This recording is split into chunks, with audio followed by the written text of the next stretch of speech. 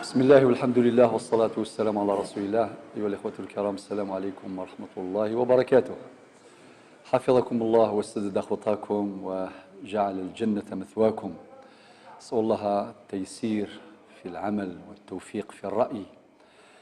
ونجعل ربي إن شاء الله ذا ذروم يبعث في اللون الهموم، ونفكر ربي إن شاء الله ثم عيشة اللي سر ثلاثة سر إن شاء الله. أنت تبغى ميقضاء أين تقاد ميقضاء أدي فكر ربي إن شاء الله الرحمة يثمرثنا غير الأمنا، وذي رحمة ربي الميثين الساعة كنملان خطر ربي القرآن ربنا اغفر لنا ولإخواننا الذين سبقونا بالإيمان فلسني عفو ربي أكنملان صغارا كبارا رجالا نساء دي فكر ربي شفي موضان يثمثنا الهلاك يقوى مليح يساقواذ السوحاش دي فكر ربي شفي موضان ونسان ثزمر ثسي فكر ربي الصحة وينها اللي كانت يشفو ربي وقال يقدشن في المجتمع سنيف كرب فوذا سنيف كرب بالجهد ان شاء الله وربي يحفظكم.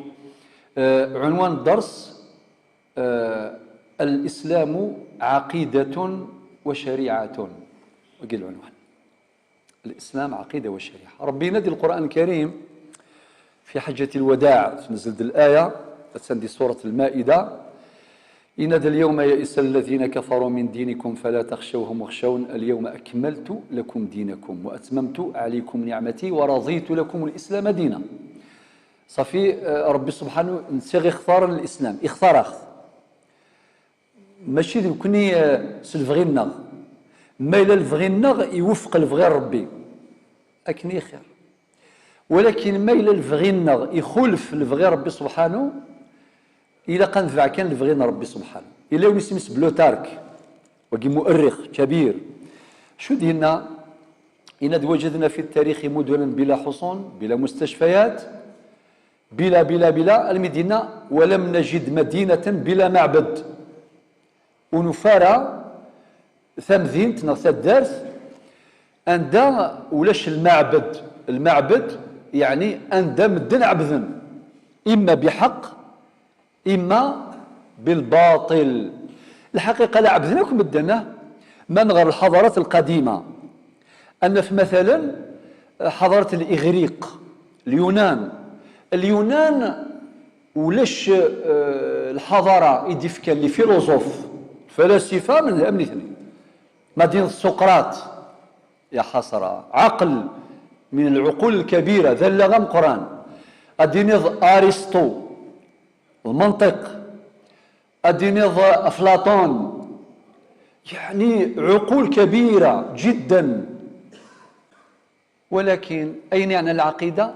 يعرقس نوفريد فيلسوف يبحث ولكن يعرقس ما إلا وقالكم يا أصوات حضارة الفينيقيين حضارة الرومان حضارة الأكاديين حضارة البابليين الأشوريين كل الحضارات بلا استثناء يعرقس نوفريد دوين يعني العقيدة خط العقيدة قيث مثلا ذنساثي الساس لاباز ذنساثي الساس. لذلك النبي عليه الصلاة والسلام يقيم 13 سنة يتزو ذي العقيدة 13 سنة ذي مكة المكرمة سنقى ربيون يقوين ياكل الأنبياء إذ يساند قال ربيون ميلان وقاذ يغنوال الأنبياء الويض قال خاطئ نسعى العقل سون باللي العقلني ضربي سنتي ديفكان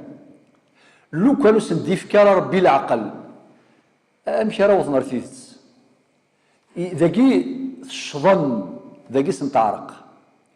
لذلك كان ما يسمى بالذين يعني في تاريخ الفلسفة الذين يؤلهون العقل.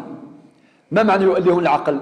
حسب العقل ذي الإله انت العقل حسب من الحواس إزري سوالي المدن وين يسعى ديس سور ديس يسكوز مرذي والي فير الحيض ويسمي لا أتفضيون يسعاش حاسة الشم هذه الحويثات دارتها كيني وقيس بند السفنج وقيس بند مثلا سعانا جهدا ملو كاستيني السلاح كان زي غير مايو شنو زمي غانا ذاكي كان صافي محدودة كل شيء محدود، جميع الحواس محدودة، والعقل أيضا محدود. إذن لا يجوز تأليه العقل. العقل هبة ربانية ولكن محدودة الكفاءة، محدودة. لذلك يونس مساوني مقارن سميس أبو حامد الغزالي، غادي أبو حامد الغزالي يجوز في زوج، وهو صاحب كتاب عظيم اسمه إحياء علوم الدين. أشو دينا صاحب كتاب المستصفى في علم الأصول، علم دقيق من علوم الشريعة اسمه علم الأصول، يظن يسعى كتاب المستصفى. أشو دينا إن العلاقة بين العقل والنقل كالعلاقة بين البصر والشعاع. يعني باش تولي ضمذان إلى قايسين الشروط، الشرط مزوارو إلى قاتل ثفاث، الشرط ويسين قد لي زري مولاش ذي المحال فرقا كنت سوالي خاطر لان الشروط يسين يزري لا ثفت لا هثق نغنيو كل ولا غير يون ديون ما إلا يقنالي شو سوالي أنا أشو دينا إنك ميم الحقائق النظام حواجنت إلى النقل. ما معنى النقل؟ معنى الوحي. أكند دكولا العقل والنقل أو الوحي. أبو بكر الصديق رضي الله عنه أنا سامح تصند ربي أمشي تصنف خاطر معرفة الله كنز يقول ما يصن ربي ما سعدي سمرزقيس إني عرفت ربي بربي ولولا ربي ما عرفت ربي يكفى وول حدث بولا عرفت ربي بربي ولولا ربي ما عرفت ربي فروحس.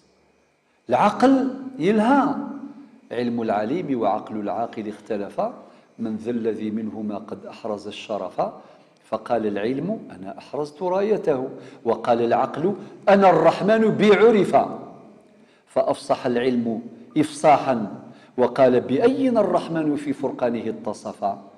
كل يوسع الحجج زارجيمون حجج في لقاء حواري نزيه إنس فأفصح العلم إفصاحا شو سينا بأين الرحمن في فرقانه اتصف.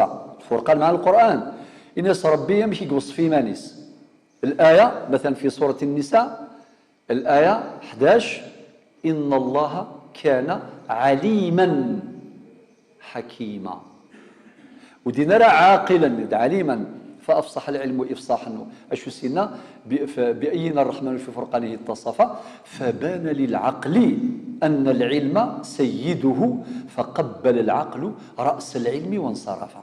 مسفهمان سالعقل سالحجج.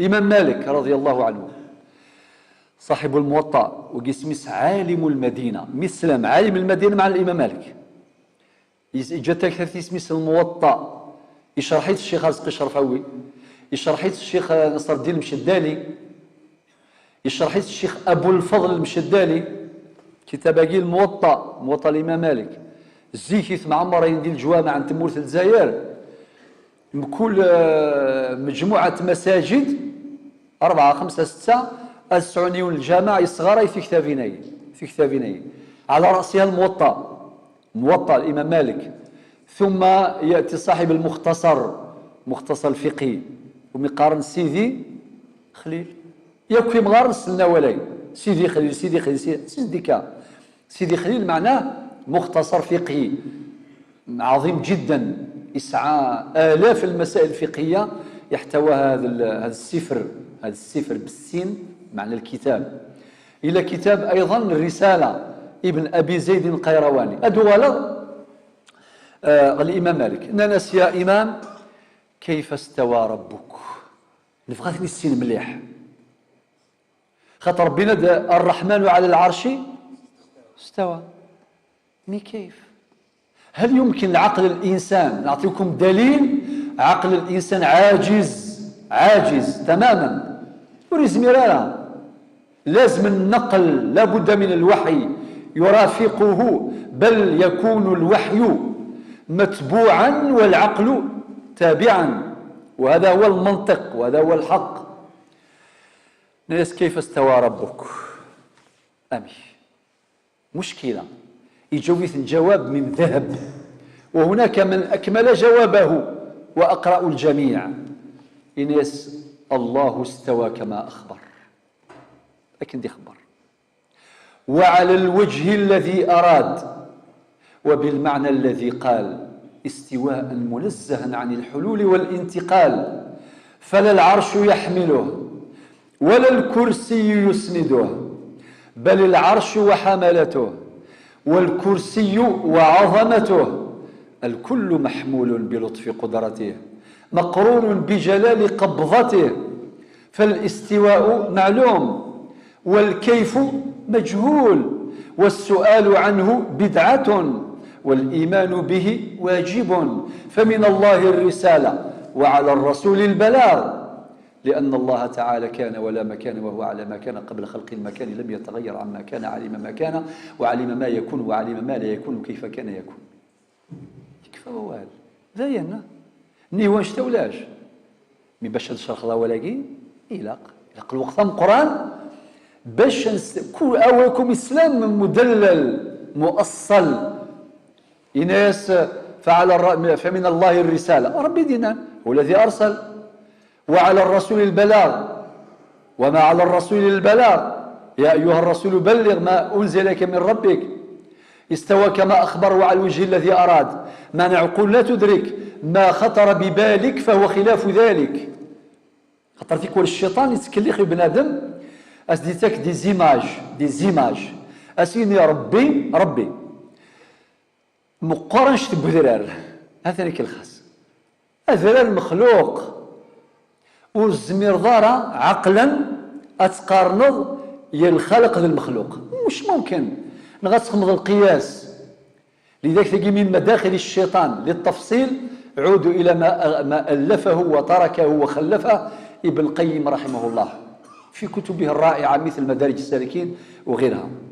لذلك الإمام علي أيضا سئل علي بن أبي طالب، ناس صف لنا ربك، وصفيتي دمشي مقر مزي شتيفاس نيسا مزوغيسا، إن سبحان ربي لا يدرك بالحواس، الحواس لا يمكن، سبحان ربي لا يدرك بالحواس ولا يقاس بالقياس، فوق كل شيء وليس تحته شيء وهو في كل شيء، ليس كشيء في شيء ليس كمثله شيء وهو السميع البصير. فهمتني التراث الصحابة مهم، معناتها يولى قادر التراث مزورة خاطر ثني عاشنيذس أو كذا النبي عليه الصلاة والسلام، والقرآن يتنزل لا يقوم السلام اليوم أكملت لكم دينكم في حجة الوداع، حضرنا الصحابة حضر الناس هي آخر ما أنزل. لذلك أين كنت الدنيا غاكا باش يكون الدنيا فقط باللي أمر العقيدة مهم، ندرك ذلك مقاصدها بالنقل والعقل، بالوحي الطاهر وبالعقل الذي قال فيه ربنا عز وجل سنريهم آياتنا في الآفاق وفي أنفسهم حتى يتبين لهم أنه الحق. العقيدة يجي من ساعات هناك مجموعة ثمرات كثيرة منها. الثمرة الأولى الطمأنينة، إذا قصر تحض باسكو ثوفيض قرناش وينو ذان يفهم زر كلمة تناغي في حاجة وتستوفي ضارة أستقلقضنا لا، ولو كان سغاوسا فروحك ذيك وخام عندث الله يا شو كيبان استقلقض فروحك يا ولدي وينو ربوثي السينارة باش نزر تعيشين دي حفظ القرآن أتكلي خن كان زعما سوف لا يشبح يا رقم داخل مية دي غيرك اللي ما عندوش عقيدة صحيحة والله غير مسكين. لماذا؟ لأنه مسكين يحاول يخبي ولكن داخليا لا، يعيش أزمة خطيرة جدا، أسئلة محيرة بداخله لا يجد لها جوابا، ذخليس يتشوروليس مي يتحاول كان ديفقن أين النظام. لذلك ربي عز وجل إن دونيس عن الإيمان ذي يرتاح، هو الذي أنزل السكينة في قلوب المؤمنين أي غر ليزدادوا إيمانا مع إيمانهم. الثمرة الثانية وهي مهمة جدا معرفة الحق، إدراك الحق. لذلك ربي مدينا ذي القرآن في سورة الأنبياء الآية 25 وما أرسلنا من قبلك من رسول إلا نوحي إليه أنه لا إله إلا أنا فاعبدون. وحي، هذا يعرف وحيا، والوحي هو الذي يجيب عن السؤال المحير. لذلك صاحب الطلاسم إيليا أبو ماضي سعر قفريد سقر جئت لا أعلم من أين ولكني أتيت، يعني صادق فيما يقوله في عقل، ولكن يصف الحيرة التي يعيشها. يتفقيند يوصف الحيرة قاعش، إن جئت لا أعلم من أين ولكني أتيت ولقد أبصرت قدامي طريقا فمشيت كيف جئت كيف أبصرت طريقي أرسل غيره لست أدري أجديد أم قديم أنا في هذا الوجود، هل أنا حر طليق أم أسير في قيود لست أدري، هل أنا قائد في نفسي في حياتي أم مقود إلى آخره.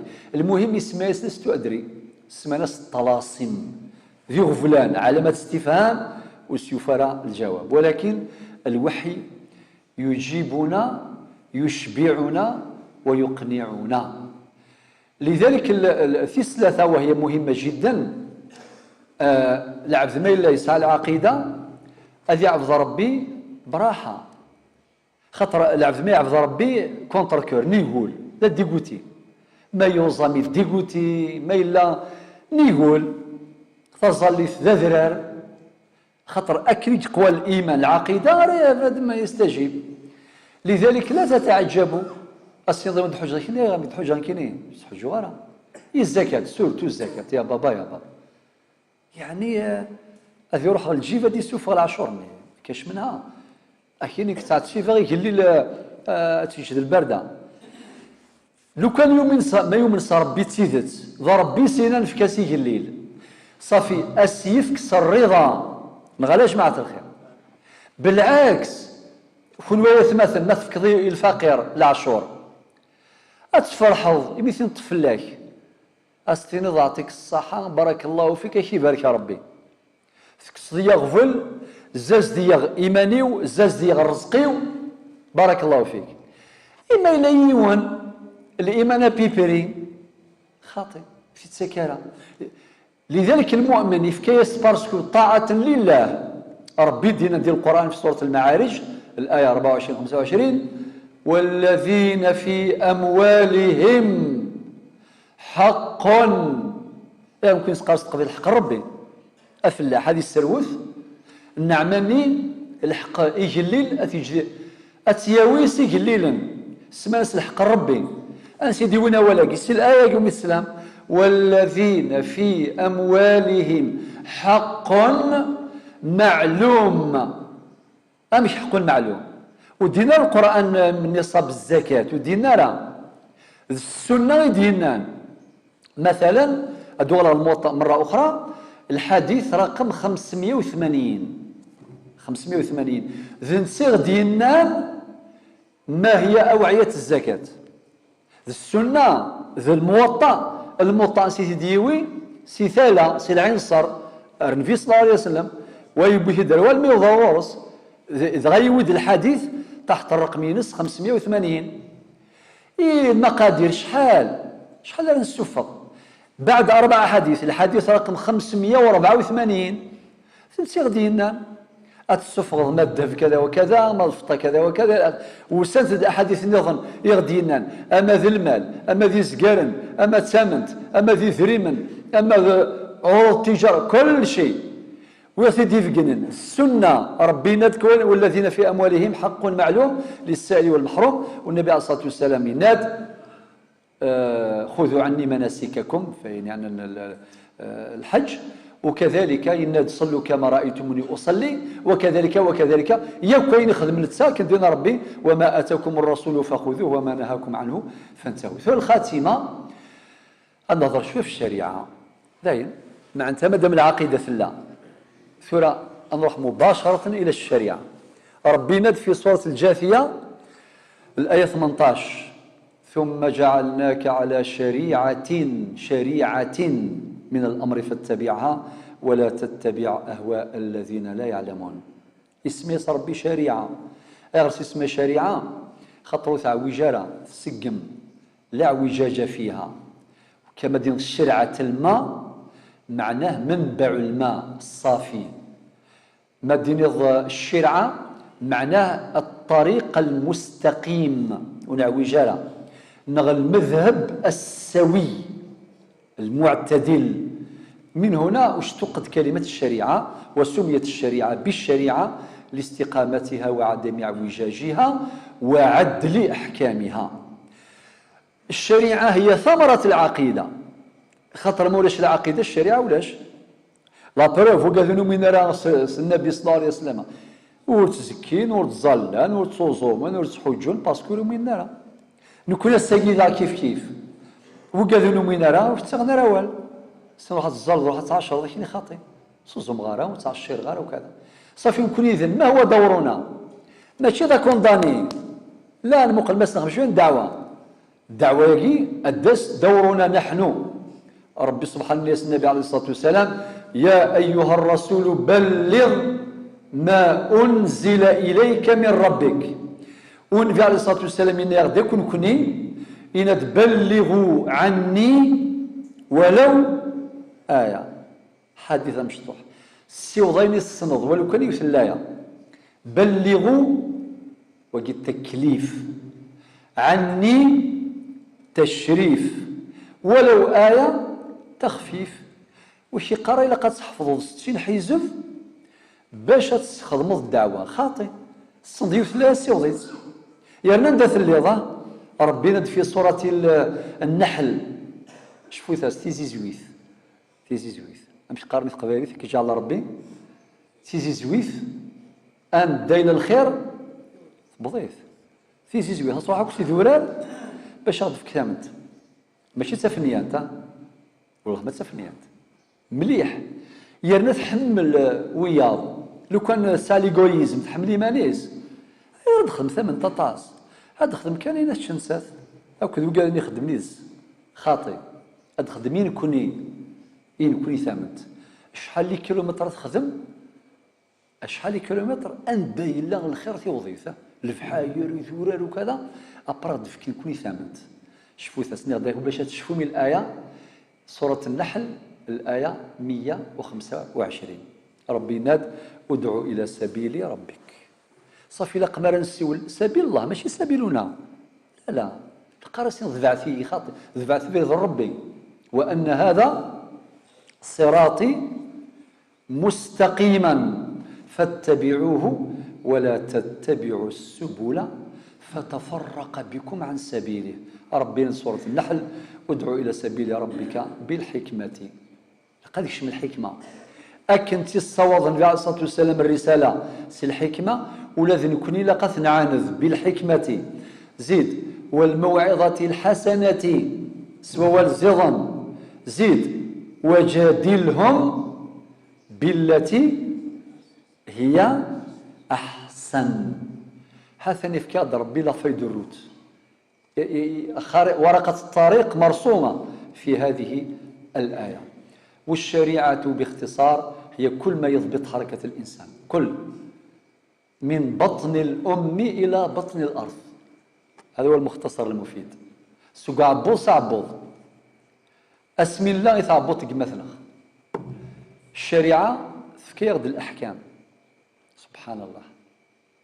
الشرع شقر يقششنا قد يعيش ميم الشرع سيقر يمس رمضان ساد قد رمضان سيوم في الغدار انا الزمرض السعيد الافكاي من فافور اتش رمضان على جال اشوين كاع بوضين هكا وذا الشرع دي قاري مولا حذر تمطوث لان استاذيست خطر تيكون كنا غير تصفى العقل نوار تيكون الشريعه ماشي كيدنا الا قد تحضروا سوالس كذا ماشي ما تخليكو كرافي فتسقشيش غندي قوتي غلا نو كي نخدم لك تسقشيش ديجا الساعه 3 تلقيتي 4 دغا تعزلن هاي كويس نروقي على بالك نو كون يسلم انت كون نسخسر مليح ذا سوفري شرو دينا لك ام بعد ان دلافورتمون الاجهاض حبس حرام لا يجوز الا استثناء في حالات استثنائية محددة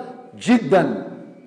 صافي الشريعة ثلنا ولا شيت فلا كذ بنادم سكواس ميلا يثابط قماس مرا ديلال الشريعة تنيدس وتجارة يبغى يخدم تجارة ثلاث الشريعة يبغى أين يبغى يخدم الشريعة ثلا ألا ما كنان أثن الفلاني يموت يسكت جات الشريعة وتجارة أشو غدنا الشريعة أدقار وين يموتن إلا قد زيز ديم أوبليجي يتسلسل الحق ينادي لقص السم لبسة ثملالت ناطي شبحانت الكفن في ثلاثة أتظلم فلاس في أربعة أتعزيمي مولانيس تجاري موس وحداس في خمسة أتنطلم واسفكم دعوة الخير وبعدين بقاو على خير نتلاقاو لهيه من المال ملين الآية 281 سورة البقرة واتقوا يوما ترجعون فيه إلى الله ثم توفى كل نفس ما كسبت وهم لا يظلمون. السلام عليكم ورحمة الله.